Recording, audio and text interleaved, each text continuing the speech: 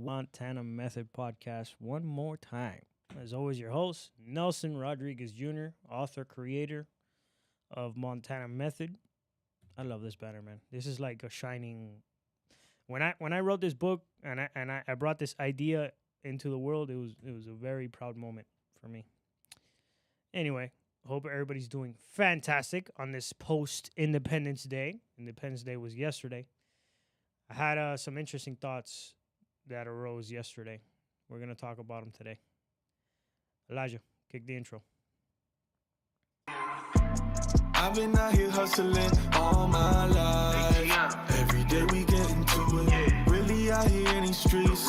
That's day and night. Like there's nothing to it. When I was going through it, dog, I never got your call. I never asked for nothing, no. But now I want it all. I promise I'ma do it. Came from rags to riches. Rags to riches. Came from rags to riches. Rags to riches. Came from rags. Ladies and gentlemen, welcome to the post-Independence Day episode. Today is going to be a great day, let me tell you. I had some interesting thoughts about freedom and what freedom means and the current state of the world and all these different things on Independence Day. It's funny. Independence Day is chosen as the typical holiday in Miami, like Memorial Day and any of these other holidays where we're supposed to be recognizing, observing, reminiscing on something important, right? Like an important date or something, a group of important people in this country, right? Independence Day is supposed to make us remember the day the United States was founded, the day a group of men came together and got together for this idea of freedom, a place where everybody could come and be free to do as they chose, so as long as they weren't hurting other people, obviously.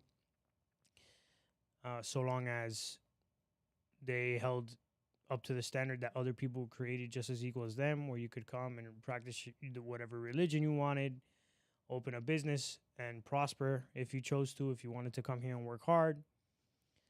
And they just wanted a place that was fair and free for everybody.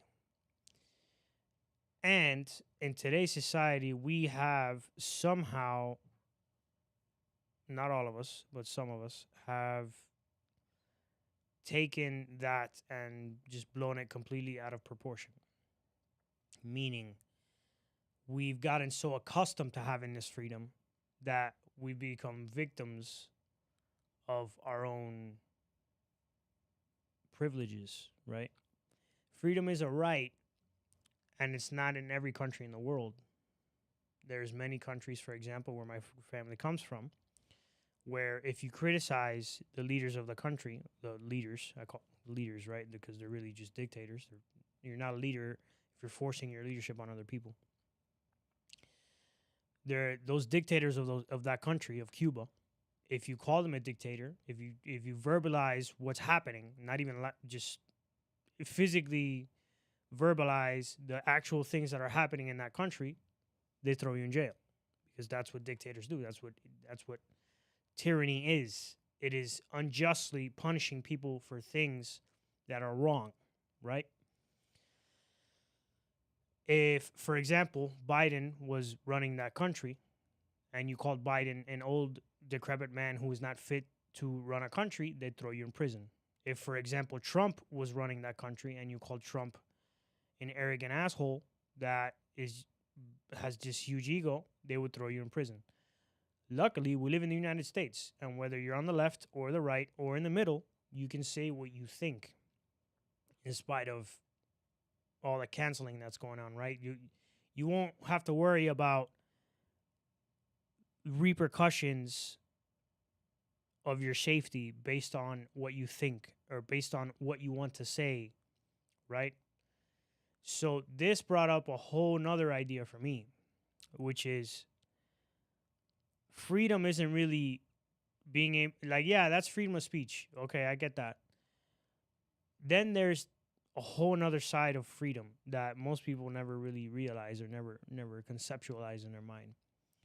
Freedom, real freedom, is something I had to go to prison to realize. And it's a crazy idea. I'll never forget, I was sitting there and you're imprisoned, right? You're literally with the threat of violence. Like you're being held somewhere with the threat of violence that if you leave that place or try to do anything out of line, you're gonna be punished further. So it's literally one of the worst, situations a human being can be in, and that's a whole situation within itself. Now, what am I getting at? In that place, I learned that freedom is more of a state of being than it is like physically being free. People in general, they create these self-made, self-created prisons. They imprison themselves mentally, emotionally, spiritually, even physically. Our impulses, our habits, our behaviors, our traumas, our triggers to other people's actions, our reactions to other people's thoughts, those are all things that we create in our own mind, right? And because of the things we're doing to ourselves and how we choose to live our life, that creates a sort of prison. If you're a habitual spender of money and you don't have the discipline to save money, if you don't have the discipline to stop spending money on certain things, you are a slave to your impulse of spending your money. If you have a trauma where you dealt with something with one of your parents or something like that as a kid, whenever someone comes into your life and they somewhat remind you of that, you are a slave to that reaction until you become conscious of it and then learn how to cut ties with that trauma, because you are not your trauma. All these things are self-imposed prisons, like self-imposed ways of being. And the crazy thing is most people they'll die without realizing these things. And the fact that I even had this thought is pretty wild. Everybody's doing time. Now, I read this book and I recommend everybody reads it. It's called Everyone's Doing Time. It's called We're All Doing Time by a guy named Bo Lozoff, who passed away several years ago. And Bo Lozoff used to go to the worst prisons in the United States and got paid by their Bureau of Prisons to help these people. He would teach them yoga. He would teach them the principles of spirituality. And it was pretty crazy. Half the book is him talking about these principles and the routine of like how to reach an enlightenment, if you will. And then the second half of the book is all the prison inmates, which he had at one point worked with, writing him letters and his responses to those letters. It's one of the wildest. I can't even describe the book. You have to read it. We're All Doing Time by Bo Lozoff. It's a hell of a read. If you think your circumstances are bad, you don't understand what bad circumstances are and what freedom you can grant yourself in spite of whatever your circumstances look like until you read that book. You literally read a book where a letter from an inmate in a penitentiary, not not not Club Med or any of that stuff, in a penitentiary, in the worst prison you can be in a federal penitentiary, in the deepest, darkest corner of society where everyone has forgotten you exist and you're surrounded by a bunch of other really mean, nasty people. And you read the letters back and forth between an inmate doing life and Bo Lozoff, and you see the guy's transformation from letter to letter, how his state of mind and his state of soul just transform little by little. You see the little change, little by little. And that is what I'm saying. Freedom is a state of being. It has nothing to do with being oppressed and all. Like, yeah, those things suck. There are people in this world that are physically harmed and tormented, and they're imprisoned until their jailers force them to think a certain way. But freedom, that freedom of choosing to change and choosing to be an independent thinker, that freedom no one can take away from you. I don't care what they try to do to you, what anybody tries to do to you. You have the choice to think independently, regardless of your circumstances, regardless of what's happened to you of your past. The past is a big one, right? That's a huge imprisonment tool that people use on themselves. In spite of whatever happens to you, you have a choice. Ultimately, that's what freedom is. Choosing. And that's the freedom we all have. It's a pretty insane concept. We're going to go to a quick commercial break. We're going to hear from our first sponsor. We'll be right back.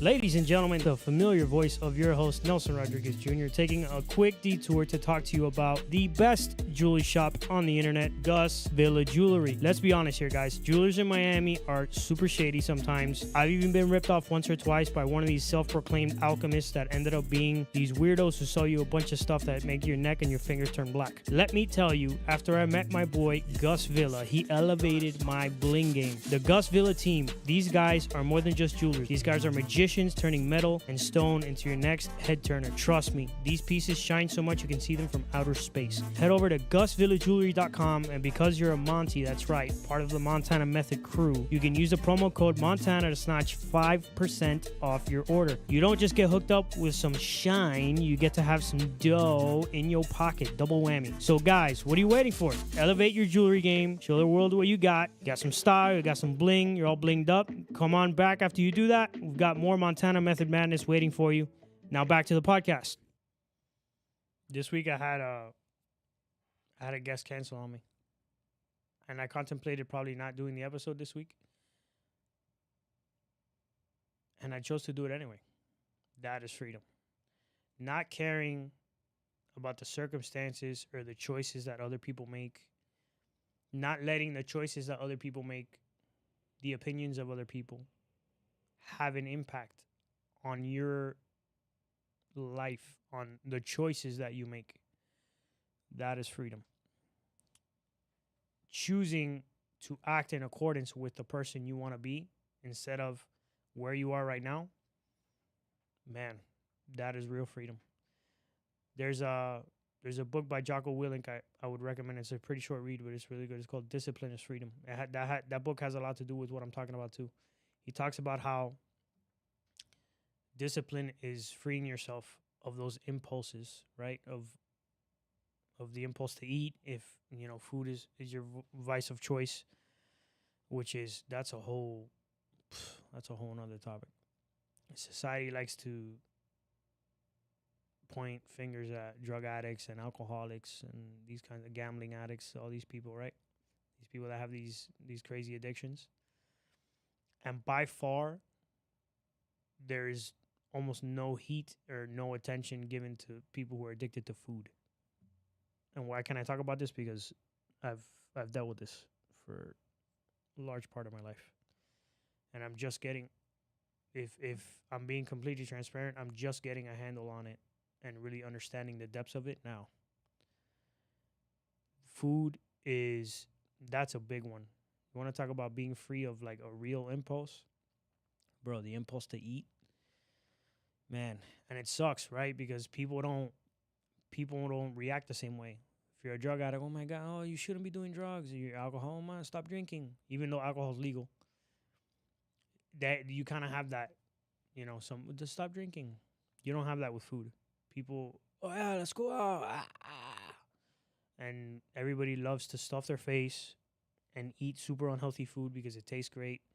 And it goes back to what I was saying, like giving in to that impulse, man. Giving in to that need to escape the current situation or whatever you're currently facing. Food is just another vehicle to do that. If it's not food and sugar and sweets and all that stuff, it's smoking a cigarette or doing drugs or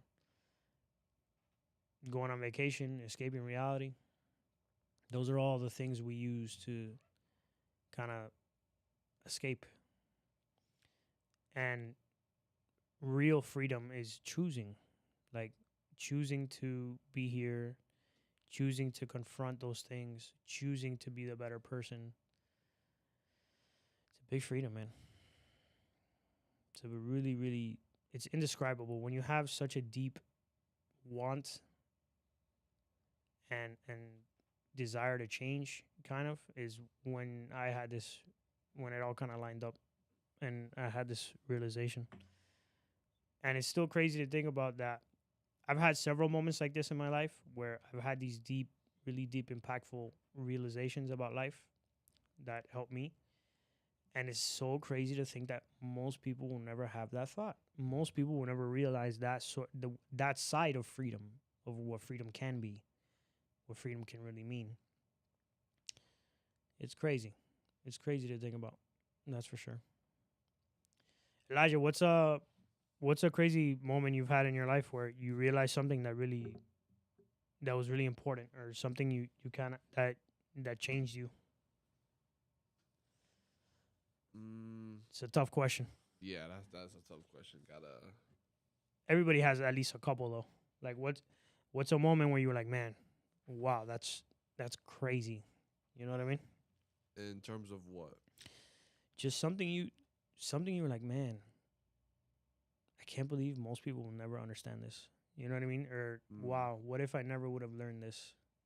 Like, what if I never would have realized this about life? Okay. I'll say for me personally, going back to the topic of like freedom and like what really is freedom, are you really free is in terms of like how the school system is now. That's a big one. Yeah. That's a big because let's not talk specifically about college. Let's talk about like high school, middle school, elementary school, public school. Public school. We can get into college too, but that's like that's a whole nother monster. That's more obvious than yeah high school. Whereas like from the second you get into school, you look around and it's like it resembles a lot like a prison. Bro, that's a deep conversation. Everything you do is controlled. Yes. To the bell, you can't be late. Yep. To when you eat. To what they teach you. And if you don't do good, you got put in another class to help you with this class. You get bad grades, you're considered, stupid or dumb or whatever. And if you get bad grades, they don't even try to help you. They kick you out. Bro. Sounds a whole lot like prison to me. Yeah, and it's like nowadays it's more of a controlling thing than help you to learn. Obviously, there's the exception of some teachers who are really good teachers. I'm not talking about them, but I'm mostly talking about like it almost seems like for the teachers, it feels like it's a prison for them too. Almost like they don't want to be there. Bro. And it's for when you're in there, like as a student, you kind of don't realize it. Like we always say like, oh, like school's like a prison, but that's because we just don't want to learn. Right. That's just us being lazy. Yep. But when you look at it from like now, once you leave school and you look from like then to the past time, it's like, wow, like for this real. is like this needs to change. Yeah. That's a big one, man. And now talking about college, that's even worse because now you owe money to the government, and that you owing something to the government is probably the worst type of debt to be in. Tell me about it. I know. So it's like it's just a whole. It's a whole thing. And you will never have like you never see other countries complaining about their school system. It's only America. You're right. I promise you, no one in Norway is complaining about their school system. Yep, that's true. I guess they actually care about these students and compensate for them. Like you think places like Japan or China, like when they're stricter on their kids, but that's because the result is more prominent. 100%. Like you see it instantly. Where most kids nowadays, when they graduate from high school, what do they want to be? They don't want to be a doctor or a lawyer. They want to be a content creator. They want to start their own business. YouTuber, yeah. And it's like now that they want to start their own business, now they have to learn everything from scratch because school's not teaching that. Yep, 100%. And they do it on purpose too, obviously. 100%. Because it's just a system, Yep. More and more people are getting older. Now they're trying to push the younger generation to do what they want to do. So that to me is like once I left high school, that's like I look back and I realize like wow, like Mm. this is like this is really freedom, you know? Mm. Like can you really consider this freedom? Yeah. So And, yeah. and the crazy thing is that if you question that at all, you're considered this outcast. Yeah. They try to shun you and make you feel bad for questioning and for just asking questions. I remember this reminds me of one of the first books I ever read that changed my life, called Rich Dad Poor Dad. And Robbie, I don't know if he said it in the book or if he just said it in a podcast that I listened to that he was on.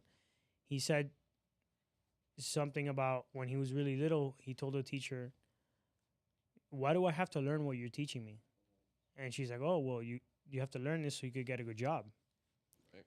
And then he says, "Well, what if I don't want a job?"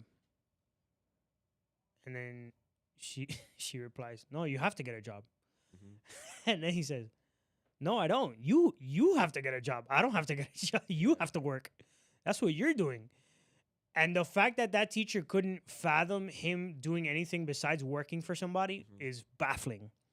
With the thousands and millions at this point, millions of people that own their own business, that didn't go to college, that succeeded in spite of, there's so many different examples we can point to where a person, in spite of being labeled stupid, in spite of coming from a poor family, in spite of not having the resources to succeed, they went out there and they found the information and they applied it, and they failed and they applied it and they failed and applied it again, and back and forth and back and forth and back and forth until they succeeded. How many? I mean, of course, we can talk about, you guys have heard these stories before. We can talk about the Jeff Bezos of the world, the Elon Musks, the Walt Disneys, the Oprah Winfreys, the Steve Jobs.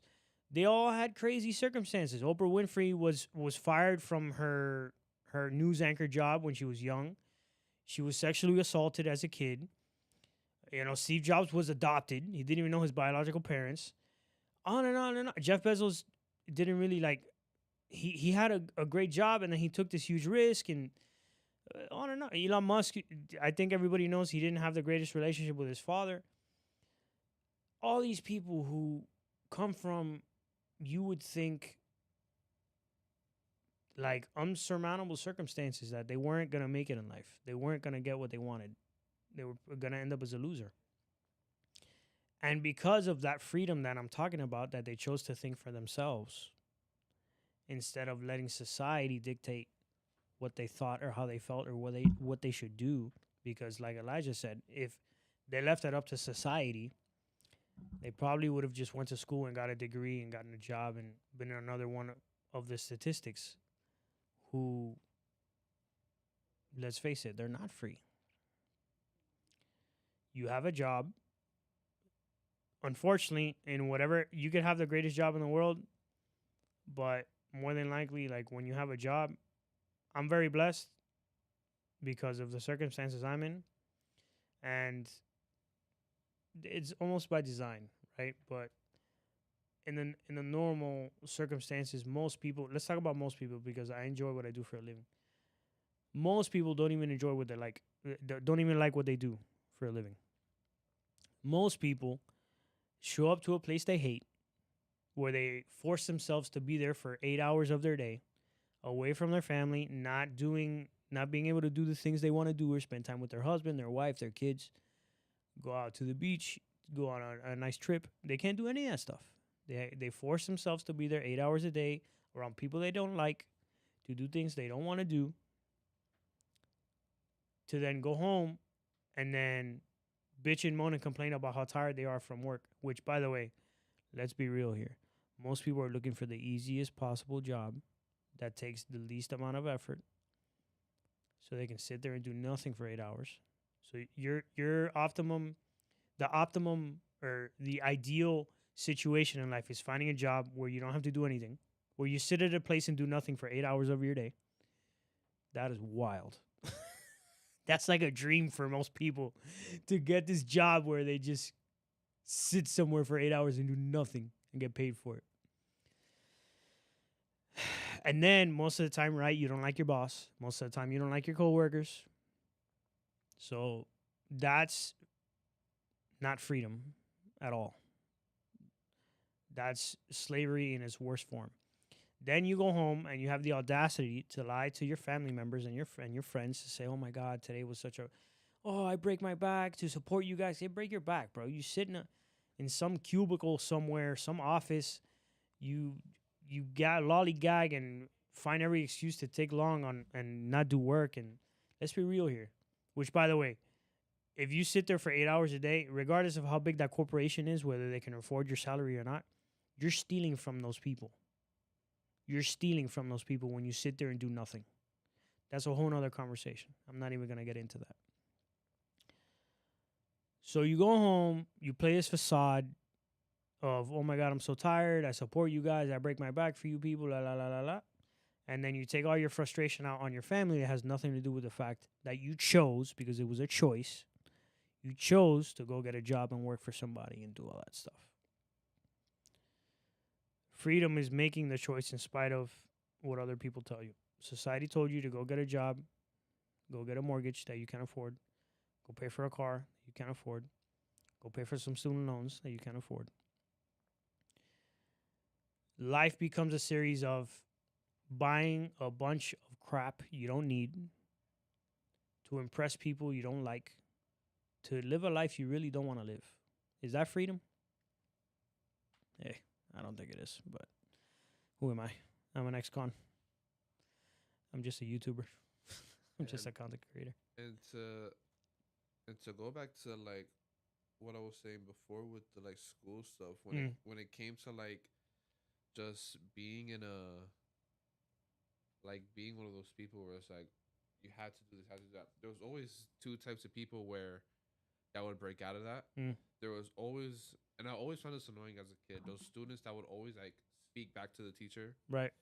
They're like always say something to you, not necessarily disrespectful, but more speaking their mind. Asking, yeah, exactly. Yeah, like exactly. Obviously the kids were like just calling them like bitches and all that. It's like, like what do you Yeah, mean? yeah, exactly. But the kids would like speak their minds and like do all that. As a kid, I always found that annoying because I was like, just sit down and do your work. You know, like what are you doing? I don't got time for this.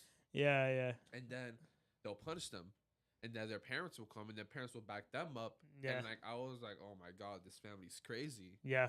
And now looking back at it, I was like, wow, it's not that they're crazy. It's just that they didn't want to fall in line to what the school system was trying to force upon these kids. Yep.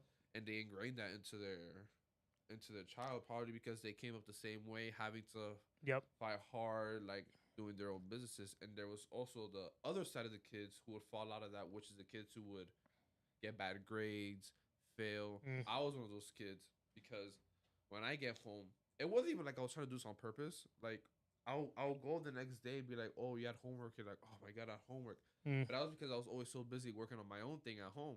Right. You know, at the time I was doing YouTube, and I still am, but I was doing it more like prominently, and I was always doing my own thing, editing my own videos, doing this and doing that. And because of that, I was so focused on that, I would fail in like math and reading. And it wasn't like I'm bad at math or I'm bad at reading. It's just they put you in a position where like, if you don't do everything, you fail, you know? And so there's the vocal side, and then there's the grade side. And because you're doing your own thing, the school system makes you look like you're not deemed worthy to be here or to work here or to do certain things that you can consider freedom. Right. You know? And so it's like, it's always interesting looking back at that, and it's like, wow, like, it's just control at the end of the day. People just want to control. 100%. It's all about control, bro. I'll get into control in a second. Let's hear back from our second sponsor, and we'll be right back. Alrighty, guys, taking a quick break from the podcast to bring you a word from our sponsor, Christian J. DePaz. Appreciate him for coming through. He offers a phenomenal service. Guys, you know I'm a big promoter of entrepreneurship, owning a company, starting a business, doing your own thing, and chasing your own dreams. But as the old saying goes, it takes money to make money. So I'm going to tell you a little bit about Christian J. DePaz and what he does. He gets funding for new and startup businesses. Christian, tell us a little bit about it. Thank you so much, bro, for the opportunity to come inside your podcast and help more entrepreneurs start their own business or scale their current businesses. So what we do here at Secure Funding is that we'll help you acquire anywhere between $50,000 to $150,000 at 0% interest rate business credit, so that you can, once again, start or scale your current business. So if you come here from our good friend Nelson, there's no other you're coming from, then we'll have a method podcast and we'll take extra good care of you. With that being said, brother, thank you so much for bringing us on. Of course, of course. What are you waiting for, guys? Click the link in the bio. So funny enough, control, that's a whole nother thing. People feel this need to control things. And that's another one of those impulses. Feel they need to control every little situation. Control this and control that. And the funny thing is, the more you try to control things, the more you control nothing. Like, you can't even control yourself. That you don't realize that impulse, that need to control, you're not controlling that. You're letting your impulse run your life. So you're not even in control of yourself. And you're over here trying to control every little thing. Control freaks. That's funny. I used to have a control issue until, again, going back to freedom, one of the most liberating days of my entire life was the day I realized, wow, I can't really control much. There's a lot of things that are outside of my control. Maybe I shouldn't try so hard to control things. Maybe I should just do my best. Like, really do my best. Put in effort, make sure I do what I can and contribute as much as I can. And then whatever happens outside of that is not up to me. And I admit that. That's okay if you admit that. And, bro, let me tell you, that peace, the peace of mind that I have now, I don't try to control anybody. I don't try to control anything. I've had a peace of mind ever since that day, and it's never gone away. Going back to control, I mean, that's what the school system is, right? I mean, that's what society is just trying to control people. We're being controlled for the most part. If you like, even on social media, you know, I've chosen to take my content a certain direction because I want to be somewhat of a positive influence out there, you know. But social media is a hell of a control tool. And that's a whole nother thing. We're stuck to the screen, stuck to the scrolling and TikTok and Instagram and YouTube Shorts and all that stuff. It's destroying the attention span and of like our ability to focus. There's a really good book called, I think it's called Focus. And I'm forgetting the name of the author. He's a South African dude. He's like Johan something. It's a wild book. It's a wild book. He was on an episode of the PVD podcast with Patrick Bet-David. It's a great book. Oh man, what you remember?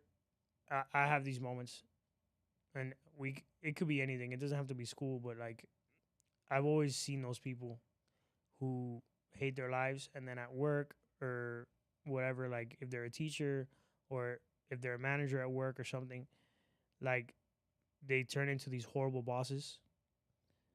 Yeah. Those kinds of people, bro.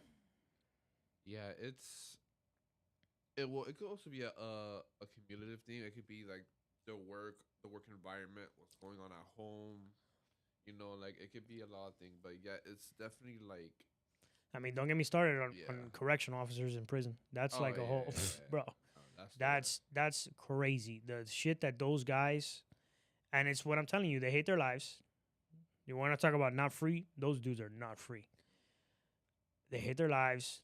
They're all overweight. They all have terrible relationships at home. They chose to work in a prison, bro. You know what it is to choose to work in a prison? What is wrong with you? I was forced to be there because, okay, whatever. But when you choose to show up there every day, you are crazy. But anyway, you were saying, yeah, so the bosses, the horrible bosses. Well, also connecting to that, it's all about, like you said, control. It's like you said, you can't control everything around you. Definitely not. You can control how you act, how you act from when you get home to your job and from your job to your home. 100%. You know, how you talk to people at your job and how you talk to people at your house. Correct. It's all about control. It's not really more about what job you do. It's what does it measure to like yourself, you know? Because you could do something and it can expose a bad truth about yourself that Right. you're not ready to take in. And Oof. then because you see this bad version of yourself, you become an even worse version of yourself because Oh, yeah. it's like you're not willing to accept that truth about yourself. Yep. So it controlling controlling yourself can lead to a very good thing or a very bad thing. Right. Because there's always a start to why somebody acts a certain way. Right. It can start with control. Mm. Like what do you do to yourself that not really about what other people see about you, is about making yourself feel better about yourself. You know? 100%. So yeah. Ultimately, that is, I think, the only thing we can control is our reactions. That is literally the only thing on the planet you can control. You can't control anything else. Controlling yourself and going full circle, that's really where freedom is. Coming to terms with the fact that the only thing you have power over in this life is you. That's it. Nothing else. Nothing else is within your scope, because pretty much everything else in life is up to other people, and you can't control other people. And if it's not up to other people, it's up to the forces of nature, pretty much. And those two things you'll never be able to control. Whether, we're harnessing the technology to control weather and all that shit now, that's great, but we can't control what, an asteroid could hit us tomorrow, and we'll all realize how little all that was for. But anyway, there's things we will never be able to control, no matter what happens, what technology we come up with, what mechanisms we choose to take on and adapt. Ultimately, the only thing you will ever be able to control in this life is you. Having that realization and truly choosing to be conscious of that, like becoming conscious of that and then choosing the path that you take forward, that is freedom. That's real freedom. In spite of the consequences, what other people may think, what consequences may arise from this choice, and la la la la la la, and all that stuff. That's real freedom. For real, for real. Alrighty, guys. We're gonna call it quits today. Short. Just wanted to bring that message to you. It was some pretty deep thoughts I had yesterday. I don't know what it was about this specific 4th of July. That kind of brought that into fruition or whatnot. But yeah, it was a pretty deep day. A lot of time to think. I spent a lot of time alone. Did a bit of work. I was here at the office by myself, and hope it serves somebody, because it's